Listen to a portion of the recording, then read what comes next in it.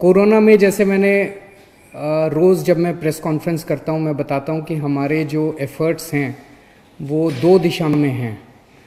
एक तो ये कि कोरोना की को फैलने से किस तरह से रोका जाए, उसमें हम सोशल डिस्टेंसिंग कर रहे हैं और कई सारे और लॉकडाउन चल रहा है, कई सारे मेजर्स लिए गए हैं। और दूसरा हम लोगों के एफ़र्ट्स हैं कि किस तरह से कोरोना से होने वाली मौतों को रोका जाए, कम किया जाए। कोरोना अगर किसी को हो भी जाए तो अस्पताल में जाए, अपना इलाज कराए और खुशी खुशी अपने घर लौट आए। ये हमारा हमेशा एफ़र्ट है।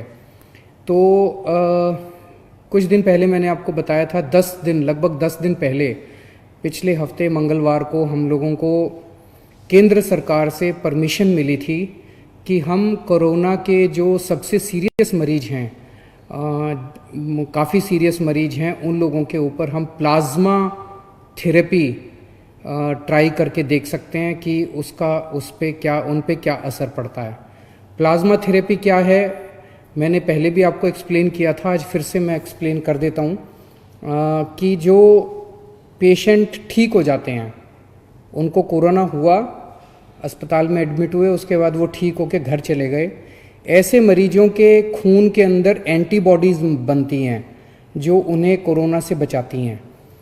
तो अगर ठीक हुए पेशेंट के खून से प्लाज्मा निकाला जाए, वो एंटीबॉडीज़ निकाली जाएं और जो बीमार पेशेंट है उसमें डाल दी जाएं, तो वो बीमार पेशेंट भी ठीक हो जाता है। इसे हम प्लाज्मा थेरेपी कहते हैं। तो ये प्लाज्मा थेरेपी लिमिटेड बेसिस पे छोटा ट्रायल करने की हमें परमिशन मिली थी कि एलएनजेपी अस्पताल, केवल एलएनजेपी के लिए हमें परमिशन मिली थी कि एलएनजेपी अस्पताल के जो सीरियस मरीज हैं उनके ऊपर ये ट्रायल करके देखा जा सकता है। हमने पिछले कुछ दिनों के अंदर 4 मरीजों पे ट्रायल करके, एलएनजेपी के 4 मरीजों पे ट्रायल करके देखा। उसके अभी तक के नतीजे उत्साहवर्धक हैं, अच्छे हैं। और हमारे साथ डॉक्टर सरीन हैं आज, जो कि ILBS हमारा जो दिल्ली सरकार का हॉस्पिटल है उसके हेड हैं और इस पूरे की पूरी प्रक्रिया को यही मॉनिटर कर रहे हैं और यही संचालित कर रहे हैं। अब इसका अभी तक का क्या रिजल्ट रहा, मैं डॉक्टर सरीन से कहूँगा कि वो आप सबको बताएंगे। Thank you sir.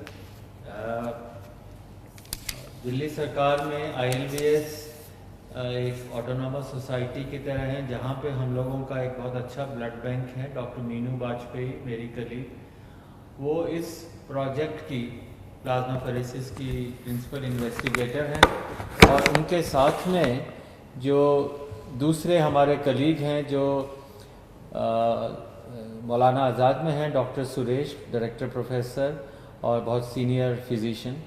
तो हम सब ने मिलकर एक इनिशियल प्लानिंग करी थी और उस प्लानिंग में ये था कि उस समय तक प्लाज्मा थेरेपी सिर्फ पुराने सार्स के मरीज़ों के लिए या किसी और समय, वैसे तो 1901 में डिप्थीरिया के लिए भी ये यूज़ हुई थी, पुरानी थेरेपी है।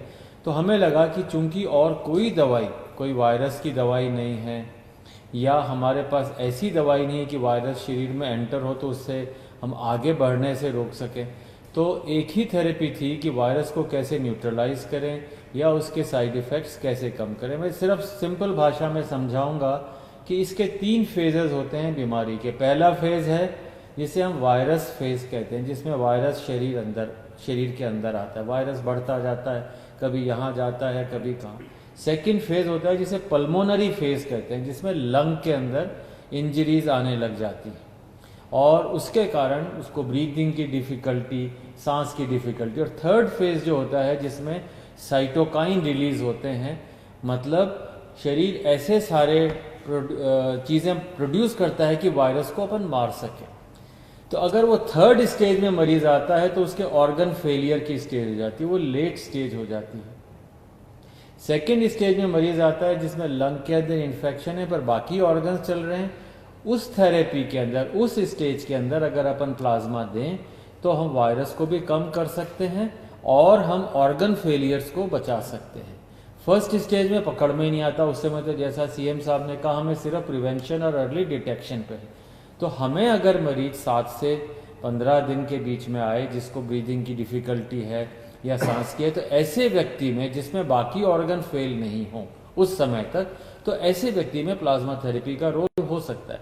हाँ, अभी शुरू में जो हमने मरीज किए हैं, बहुत सारे मरीज स्क्रीन किए, और शुरू में डॉक्टर्स का ये काम होता है do no harm. Hippocratic oath यही है कि आप भले ही सोचें कि अच्छा हो रहा है पर बुरा ना करें। इस विचार से शुरू में हम लोगों ने ट्रायल बहुत केयरफुली सोच के शुरू करी, और मुझे बहुत खुशी है कि शुरू में 4 मरीज़ में हम लोगों ने अभी उत्साहवर्धक फल देखे हैं। और हाँ, आज उम्मीद है कि 2 या 3 मरीज़ और हमारे जो हैं, जो कि सिक हैं LNH हॉस्पिटल में, उनको हम लोग, उनके टेस्टिंग रात 1:30 बजे सैंपल आए, अभी मुझे लगता है कि 12 बजे तक उनका वायरस टेस्ट हो जाएगा, और उनके लिए ब्लड भी तैयार है, प्लाज्मा भी तैयार है, और हो सकता है आज हम उन लोगों को थेरेपी दे सकें। और इस थेरेपी के बेनिफिट्स काफ़ी हैं। अगर आपने उसको दिया तो वो 3rd स्टेज, जिसे हम साइटोकाइन स्टॉर्म कहते हैं, उस स्टेज पे मरीज ना जाए जिसमें ऑर्गन फेल हो और लंग के इन्फेक्शन जल्दी से करेक्ट हो जाएं। ये एक हमारा मेन एम है, और ऐसे थेरेपी और अभी कोई है नहीं। हमें लगता है कि शुरू के, अगर जैसे मान लीजिए 10 मरीज़ हमें 20 मरीज़ कर रहे हैं, मुझे लगता है कि हमारे मरीज़ ये 10 से 15 दिन में कंप्लीट हो जाएंगे, और आपकी दुआएं रहीं, मरीज़ों की दुआएं नहीं, तो हो सकता है कि हम एक लीड ले सकते हैं, बता सकते हैं कि हाँ ये थेरेपी अच्छी है।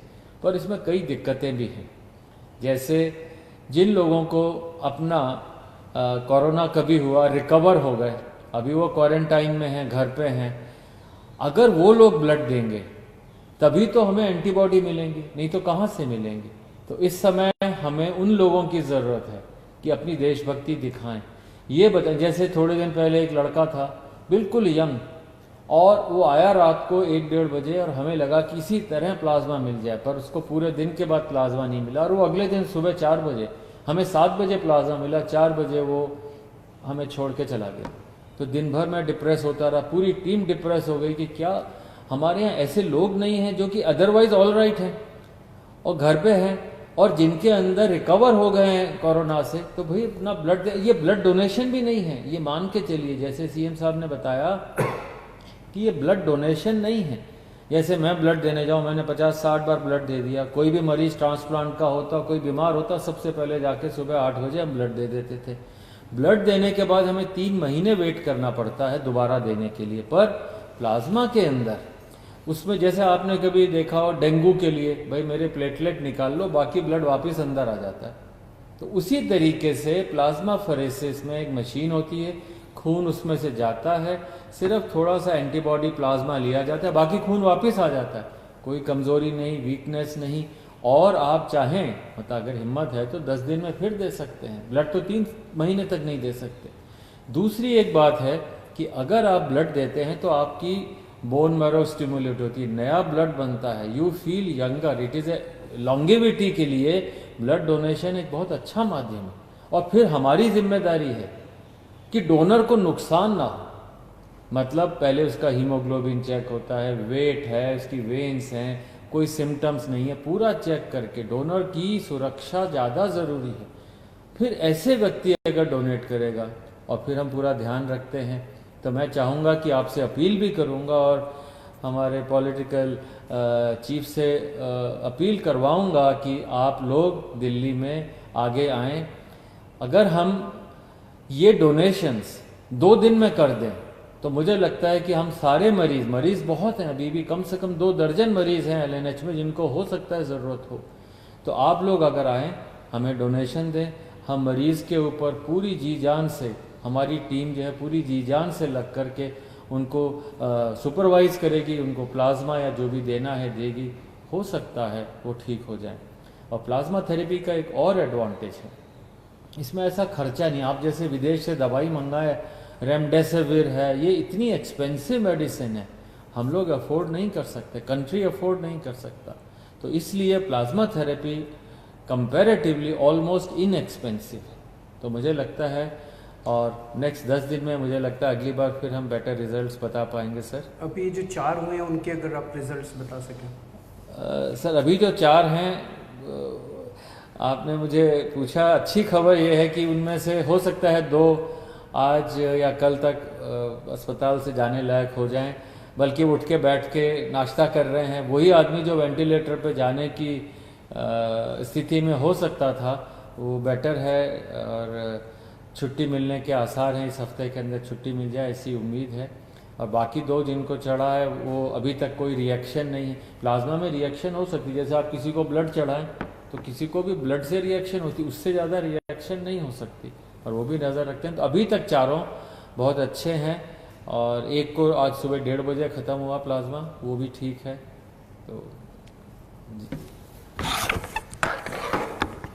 तो अभी मेरे पास जो अस्पताल से डिटेल्स हैं,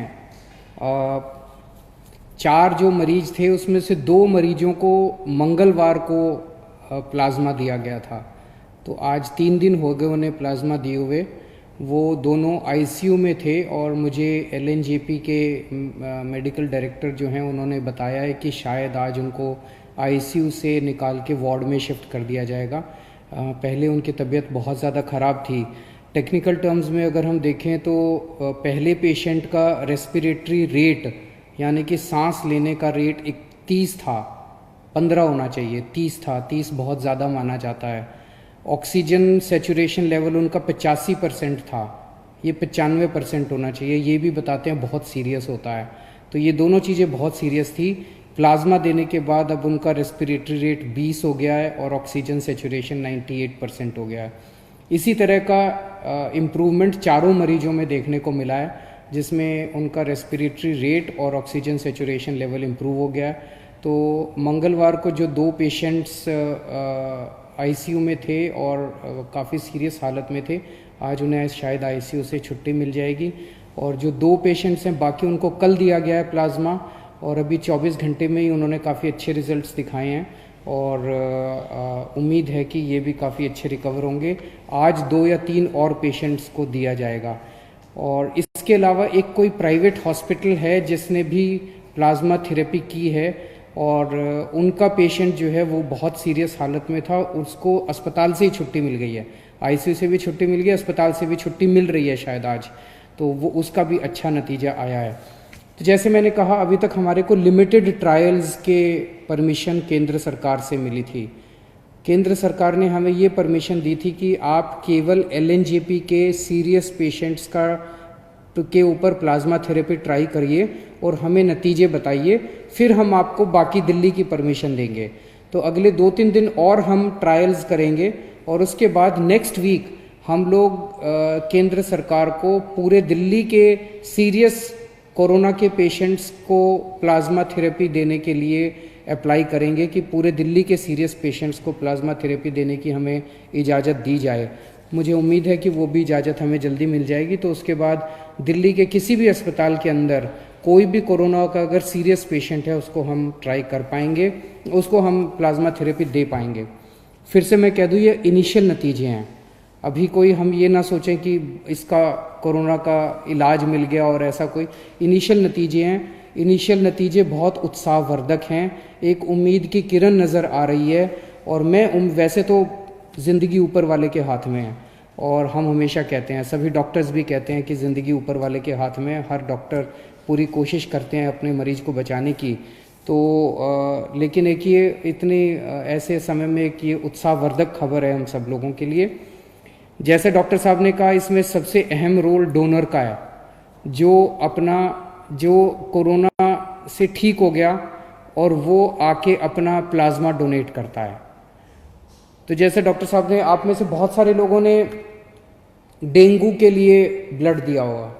डेंगू के लिए जब आप ब्लड देते हैं तो आपका ब्लड नहीं लेते, इधर से नली लगाते हैं, इधर से आपका खून निकलता रहता है, खून में से प्लेटलेट्स निकल जाते हैं और वो खून आपके शरीर में वापस डाल देते हैं। तो प्लेटलेट्स निकाल के खून आपके शरीर में वापस डाल देते हैं, आपको कमजोरी भी नहीं आती। इसी तरह से ये है, यहाँ से खून लेंगे, आपका ब्लड में से प्लाज्मा निकाल देंगे और वो आपका ब्लड वापस डाल देंगे। तो आपको किसी तरह की चिंता करने की ज़रूरत नहीं है।